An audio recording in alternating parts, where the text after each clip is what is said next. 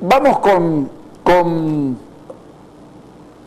la nota número 23, don Marcelo Elío, que salió a rechazar la ampliación de refugio que le dieron al fiscal Sosa o al ex fiscal Sosa, pero yo creo que esto es de los dientes para afuera. En el gobierno están felices porque Sosa habla aquí con garantía, y mierda que pudiera pasar. Villegas, Roda, Rivera hablan y el gobierno tiembla a llevarlos a los presos para un lado, a llevarlos para el otro, subirlos en micro y llevárselos porque dice que no hay plata en el gobierno. ¿Cómo? ¿Acaso no es un país de un estado millonario?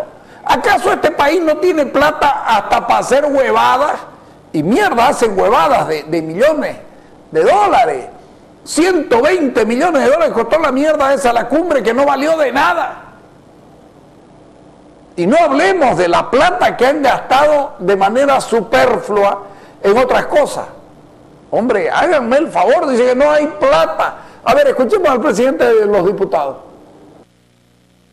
Lamentablemente, Marcelo Sosa está haciendo política en Brasil.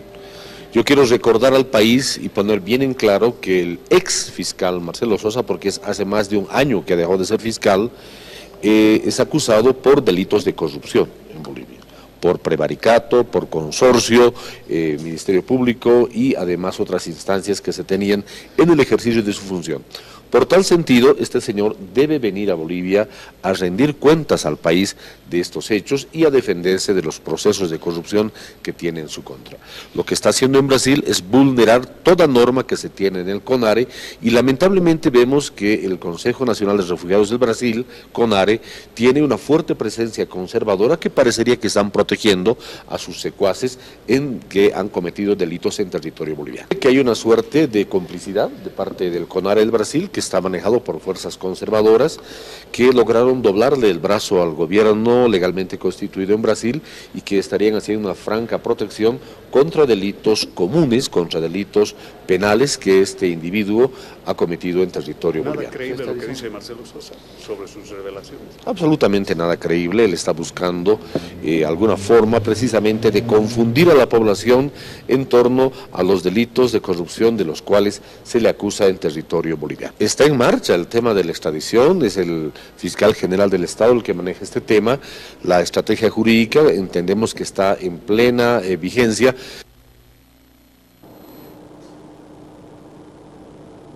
Si el señor Marcelo Elío fuera serio, pudiera entender que está siendo agresivo con un Estado como Brasil, pero al señor Marcelo Elío estas cosas se le pasan por las pelotas. Decir que Marcelo Elío que Sosa es secuaz de la gente del CONARE de Brasil es una pelotudez que solamente la puede ser un diputado boliviano, lamentablemente. Cuando yo escribí este libro, este de aquí, Maten a Rosa, cuando yo lo escribí este libro, decían que yo estaba hablando huevada. Cuando yo dije que Marcelo Sosa había recibido coimas, decían que yo estaba hablando huevada y escribiendo para no sé quién. Cuando yo dije que en este país se violaban de manera permanente y sostenida los derechos de los encausados en el caso Rosa, dijeron que yo estaba no sé qué, haciendo no sé qué cosa. Lo desafío a Elío, al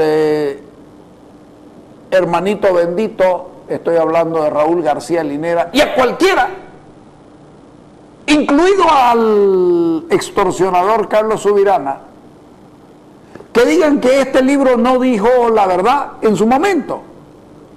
Si hubieran tenido el reparo de leerlo, si hubieran tenido el reparo de evitar como gobierno que el audio de Marcelo Sosa que publicamos en su momento, que lo publicó en La Paz la diputada, la senadora González, y en Santa Cruz el mismo día nosotros, que lo hicimos chequear y testear por dos lados distintos y los dos dieron sin lugar a dudas de que Marcelo Sosa era la voz del audio, y sin embargo el gobierno ha permitido que ese documento, que es fundamental para la resolución del caso,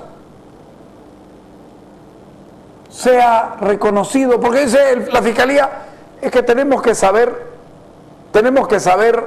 de dónde vino, quién lo entregó, porque la manera, escuchen esta barbaridad, la manera en la que fueron recabados no está muy clara. ¿Y quién se quejó de la manera que fueron recabados? ¿Quién dijo me lo robaron? ¿Quién objetó la manera en la que fue recibido ese audio? Nadie. Solo la persona a la que le hacía daño el audio, el reo, no es reo todavía, pero el delincuente ese, aunque no tiene todavía categoría de delincuente todavía, que se llama Marcelo Sosa Álvarez. Pero el gobierno lo protegió durante años. Cuando vio que no podía pararlo, le avisó el fiscal general de la República que lo iba a citar para tal día y que ese día lo iba a detener prácticamente. Entonces el tipo se manda a cambiar. Nadie en este país ha tenido más protección que Marcelo Sosa, ha tenido Raúl García Linera, Clavijo y Subirana, han tenido la misma protección que este sinvergüenza. Pero háganos el favor, hombre, que nos hagan el favor. Ahora resulta que el CONAR es el culpable de esto. Puta madre, viejo. Y lo dice el presidente de los diputados, además ofendiendo de todo lo que puede. Y seamos francos, pese a que el documento escrito por Marcelo Sosa, que está en este otro libro, aquí, pese a que el documento escrito por Marcelo Sosa desde Brasil, pese a que ese documento es muy claro,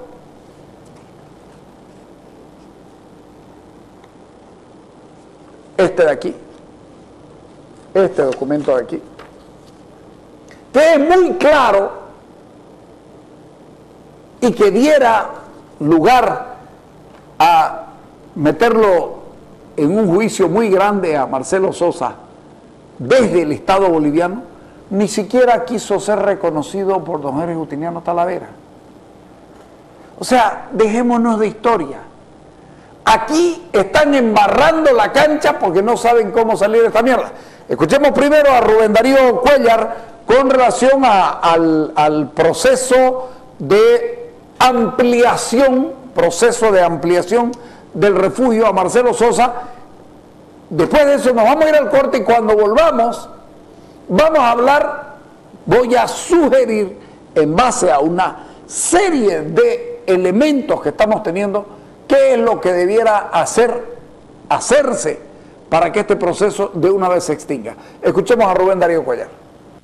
Bueno, en términos del asilo, de la Convención Interamericana del Asilo y el Refugio Político, que es la que opera en este caso, el Consejo Nacional de Refugiados del Brasil puede tomarse todo el tiempo que considere necesario para estudiar a profundidad el caso y luego de haberlo estudiado ver si amerita o no la otorgación del estatus definitivo de refugiado político en ese país.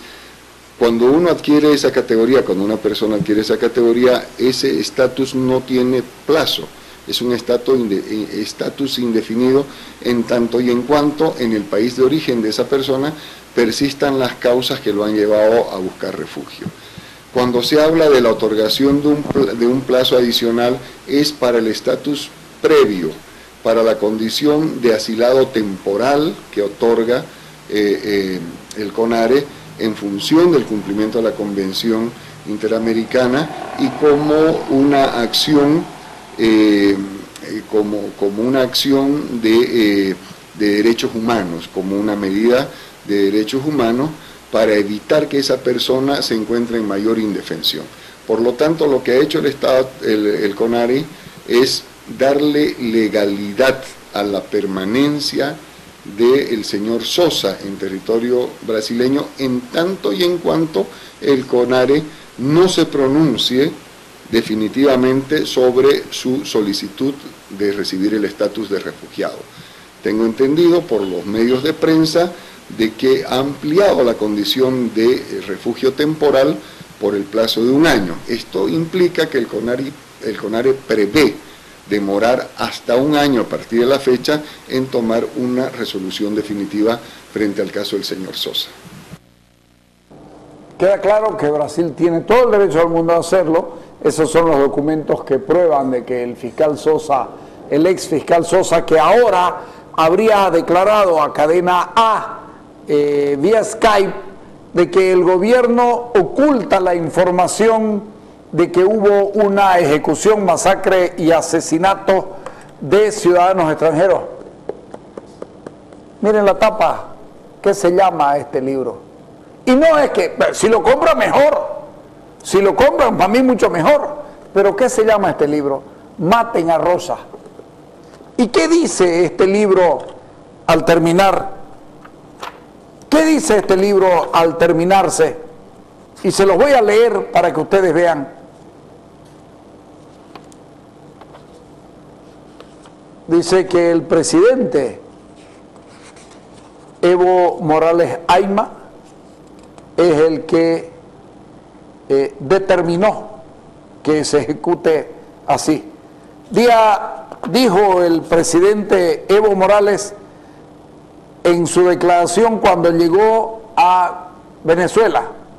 Día domingo en la red Patria Nueva, el canal 7, el canal del Estado boliviano, he anunciado que tal vez tengamos días contados. Yo tenía información de los mercenarios internacionales que estaban en Santa Cruz. Cuando el día martes promulgamos la ley transitoria electoral y al día siguiente en la madrugada aparecen atentados, yo tenía alguna información de que estaban preparando algún atentado. Sin embargo, el día de ayer dejé instrucciones precisas al vicepresidente de la República mediante el vicepresidente, al comandante de la Policía Nacional, a hacer un operativo a detener a estos mercenarios, y esta madrugada me informaron que ha habido una balacera, un tiroteo de media hora en un hotel de la ciudad de Santa Cruz, donde han caído 3 extranjeros, 2 detenidos, y son las primeras informaciones. Coincide con la primera información que yo tenía y era atenta en la vida del vicepresidente, del ministro de la Presidencia y del Evo Morales. Las primeras informaciones son de agentes húngaros y algunos bolivianos, y lo que es peor es que en la FEXPO, en una tienda de cotas, armamento sofisticado. Por supuesto, metieron bombas y balas, resistieron. Yo saliendo a la Policía Nacional por su gran operativo de detenerlo, de acabar con estos mercenarios. Algo que no hemos informado, nosotros tuvimos, señores, todo lo que dice Evo Morales es que conocía la presencia, primero, conocía la presencia de esta gente aquí. Ya yo sabía que estaban. Yo tenía información que estaban preparando algún atentado. La orden de proceder, el día de ayer dejé instrucciones precisas al vicepresidente de la República mediante el vicepresidente, al comandante de la policía, a hacer el operativo a detener a los mercenarios. Detener a los mercenarios. ¿Qué elementos tenía para saber que eran mercenarios? Por la simple y sencilla razón de que el hermano del vicepresidente, Raúl García Linera, era el que coordinaba con los llamados mercenarios y que efectivamente para mí siempre lo fueron. Pero aquí hay un elemento más que confirma lo que nosotros decimos cuando hemos puesto en este libro las las comunicaciones telefónicas entre Raúl García Linera y el propio Eduardo Rocha Flores, Consecuentemente, queda claro, absolutamente claro, de que el presidente sabía y que el presidente conocía esta situación, tal como lo hemos sostenido en este libro y en este otro libro. Es más, este operativo tenía que hacerse días antes. Ministerio de Gobierno Bolivia, señor representante del Ministerio Público adscrito a la Comisión Especial de Investigación, presenta denuncia penal por graves delitos cometidos contra la seguridad interna del Estado. Denis Efraín Rodas Limachi y Boris Martín Villegas Rocabado, mayores de edad, etcétera, etcétera, en representación legal del Ministerio de Gobierno, en el cargo de Luis Alfredo Rada Vélez, domicilio real en tal lugar. Hemos detectado informes de inteligencia, intención de afectar servicios públicos, etcétera, etcétera. ¿Cuándo se hizo esto? 30 de marzo del año 2009. El operativo fue el 16 de abril en la madrugada. Tuvieron 15 días para detenerlos en algún lado y no quisieron. ¿Por qué? Porque no les convenía agarrarlos vivos, porque si los agarraba vivos, cantaban todo lo que tenían que cantar y resulta que el gobierno se veía en muy serios problemas. Esto de aquí lo reconocieron Roda, Villegas, ¿cómo se llama? Boris Villegas, lo reconoció Boris Villegas, este documento. ¿Y saben qué? Este año 2014, en la primera edición de este libro, yo lo publiqué, pero esto de aquí lo publiqué 2 años atrás, en este programa. Consecuentemente, pueden decir lo que les dé la gana, pero creo que cada día se chipan más. Cuando volvamos vamos a hablar de qué es lo que, desde mi punto de vista, debiera hacerse en este caso.